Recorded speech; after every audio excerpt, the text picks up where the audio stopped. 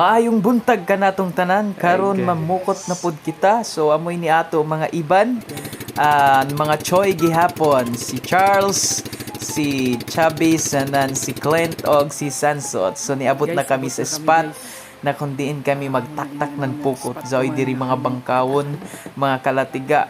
So kuman continue kita sa pagtaktak ng ato pukot.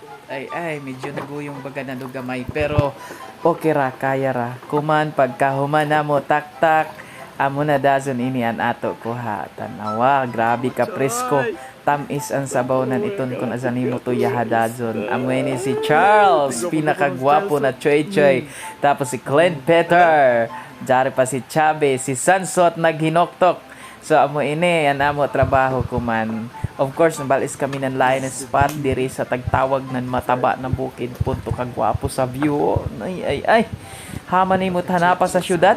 But si Chubby, kalingaw masikapakyot, taktak na sab ng pukot, birada kutob sa angot, tinaw na tutubig. Saus. Adto nagsilpi to kaway nganan at imana naglatiga. Hitsura na naglatiga.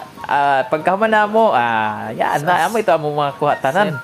So, kilawon na nato ato zon laplapon kay tamis pakarazaw an mungit. Lamito si zazon grabe kahayang nasuka.